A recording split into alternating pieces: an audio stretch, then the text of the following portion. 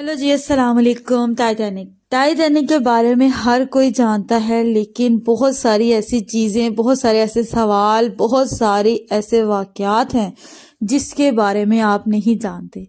आज की इस वीडियो में आपको बहुत ही कुछ इंटरेस्टिंग पता लगने वाला है, इसलिए आपने वीडियो को स्किप तो बिल्कुल नहीं करना और चैनल को जल्दी से सब्सक्राइब करना है। सबसे पहले टाइटैनिक से मुताल्लिक बहुत सवाल उठते हैं कि टाइटैनिक कितने घंटों में डूबा, टाइटैनिक में बचने वाले अफराद कितने थे और मर जाने वाले लोग कितने थे। टाइटैनिक बनाने वालों ने एक ऐसा जुमला बोला था जिससे टाइटैनिक डूब गया।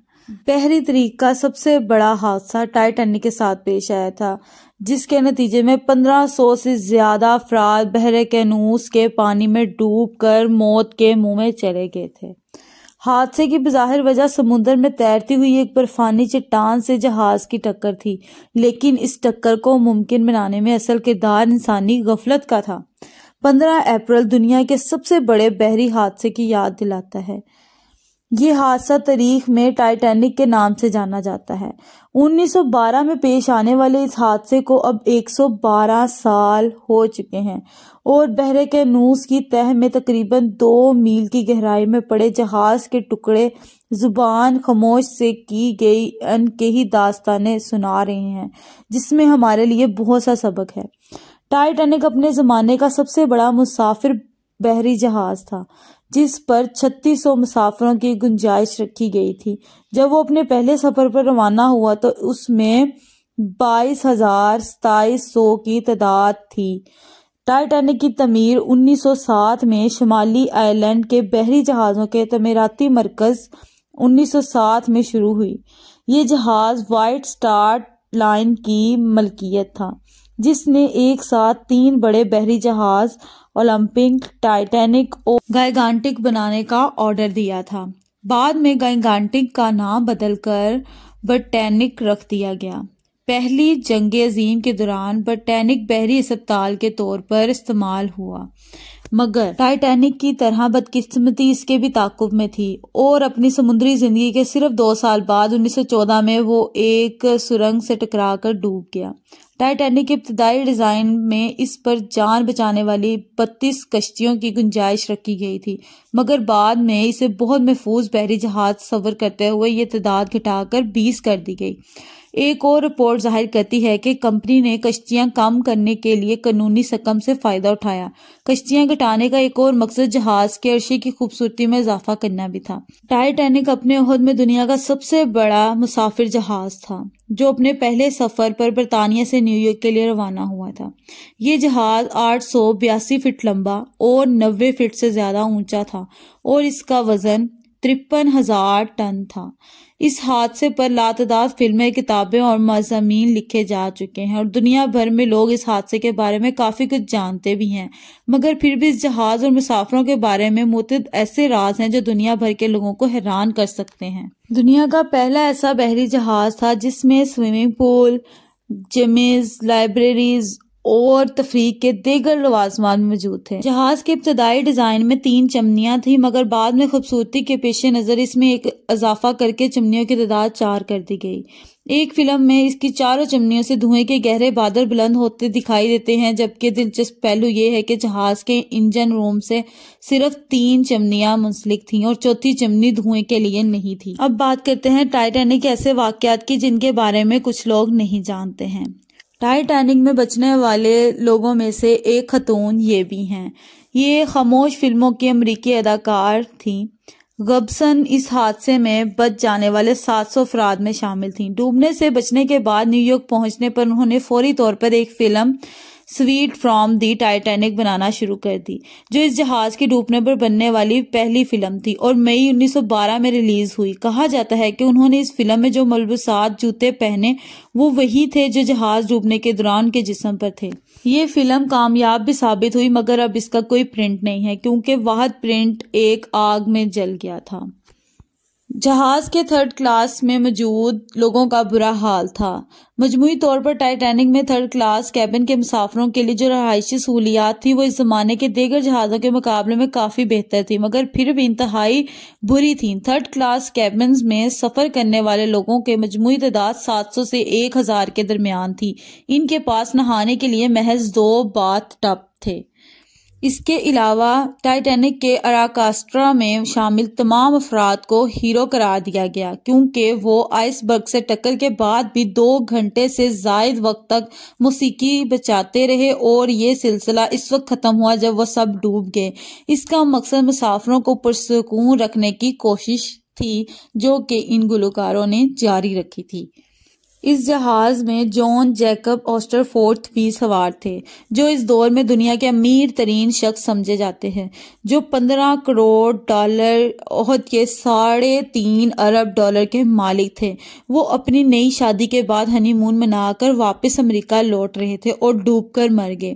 جان ان چند افراد میں سے ایک ہیں جن کی لاشیں حادثے کے بعد دریافت کی جا سکی، اور اس وقت ان کی جیب سے لگ بھگ $2500 ملے تھے۔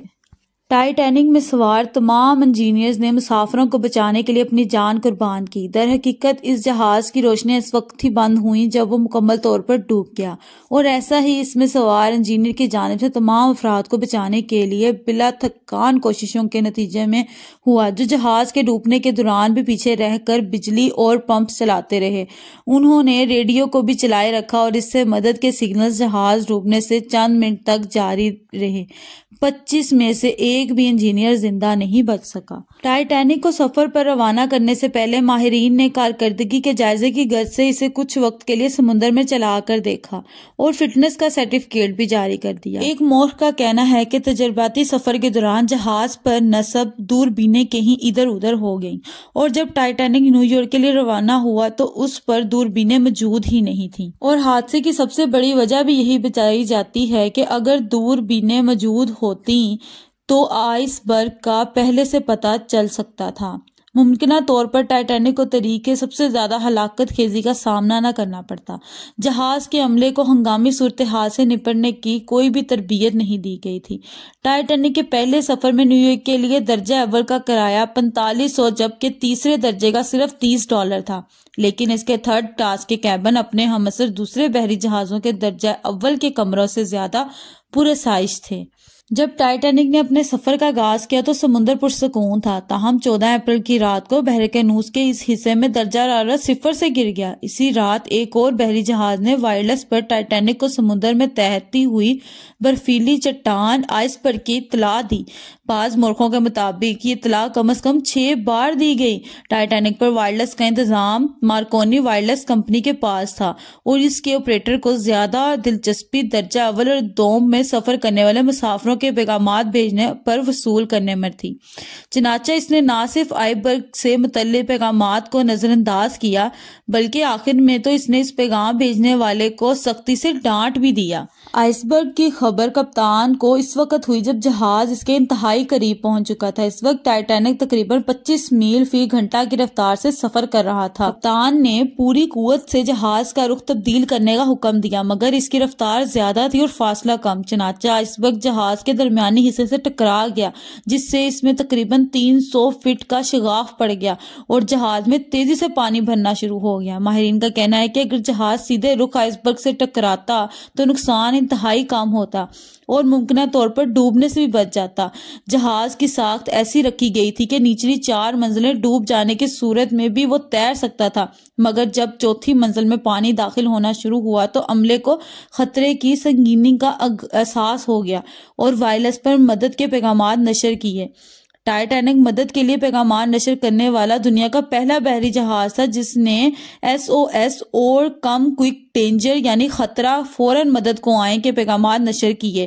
مورخوں کے مطابق آئس برگ کے خطرے سے خبردار کرنے والا ایک نامعلوم جہاز ٹائٹینک کے قریب سفر کر رہا تھا اور وہ مدد کے لیے پہنچ بھی سکتا تھا، مگر پیغامات کے جواب میں آپریٹر کی بدتمیزی سے برہم ہو کر اس نے چپ سادھ لی اور ٹائٹینک کے مسافروں اور عملے کو پانیوں میں مرنے کے لیے اکیلا چھوڑ دیا۔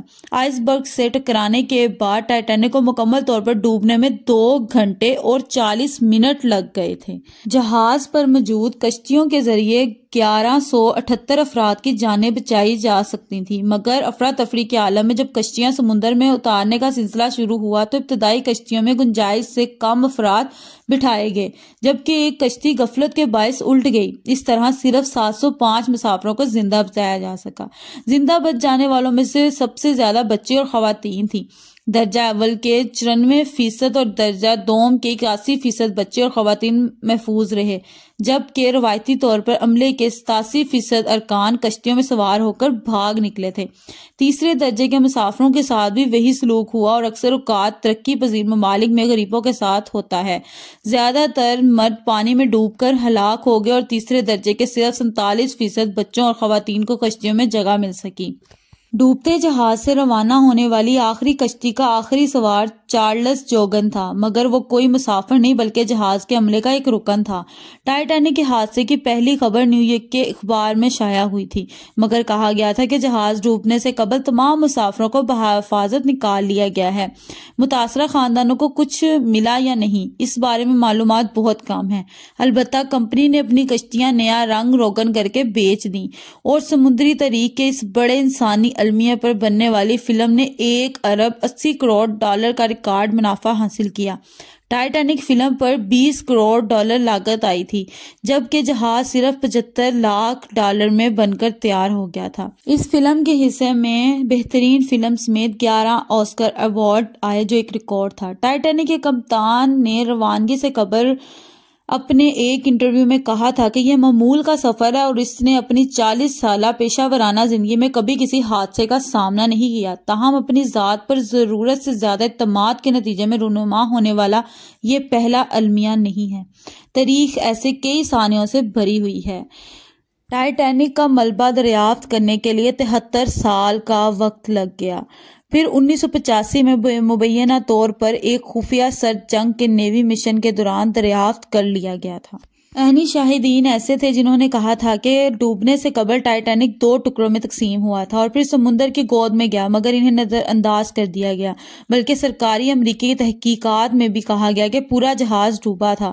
یہ تنازع 73 سال تک برقرار رہا اور پھر جب اس کا ملبہ ملا تو یہ ثابت ہو گیا کہ یہ واقعی 2 ٹکڑوں میں تقسیم ہو گیا تھا۔ اور آخر میں آپ کو وہ آئس برگ بھی دکھاتی چلوں جس سے ٹائٹینک ٹکرا کر ڈوب گیا تھا۔ 15 اپریل 1912 کو یہ تصویر ایک فوٹوگرافر نے لی تھی جس کو ٹائٹینک کے ڈوبنے کا علم بھی نہیں تھا، مگر اس نے ٹکراؤ کی علامات کو دیکھا جس میں آئس برگ پر سرخ پینٹ کی موجودگی بھی شامل تھی، جس کا مطلب تھا کہ گزشتہ 12 گھنٹوں کے دوران اس سے کوئی جہاز ٹکرایا ہے۔ ان شارٹ سب باتوں کے بعد یہی ہے کہ جہاز بنانے والوں نے تکبر کیا تھا کہ اس جہاز کو خدا بھی نہیں ڈبو سکتا۔